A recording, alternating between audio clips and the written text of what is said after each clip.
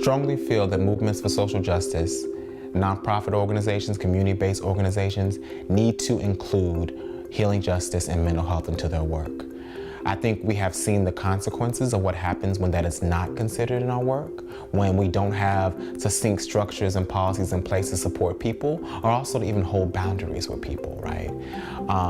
I believe that is necessary because when we're in this state of distress, which we are in as Black people in this country, and then we're in these heightened states of distress because of someone's been killed in our community, or someone has been assaulted in our community, that in those moments, if we don't have a plan, an understanding of how trauma works and how we can intervene and support folks and hold people accountable, or help us all be held accountable, then we lose. We lose time, we lose energy, we lose our movement. And we need to see that, like, whatever gets in the way of the work is actually the work. It is really important that we do pay attention to the intersections of social justice and mental health.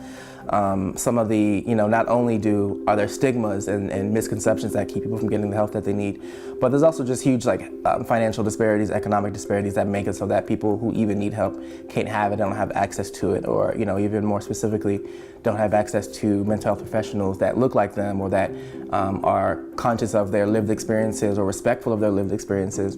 So making sure that these services remain attainable for all, and that they are, openly accessible. You don't have to go, on scavenger hunts to be able to get connected to a therapist, is what it feels like sometimes.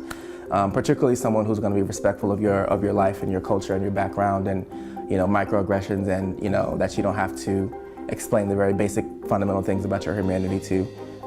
Before you can even get to the healing. And I know when it comes to social justice activism, I've found that in just my friendships with my friends who are activists, that they have been called into the work because of particular trauma that they have experienced, but are not doing the work on that trauma.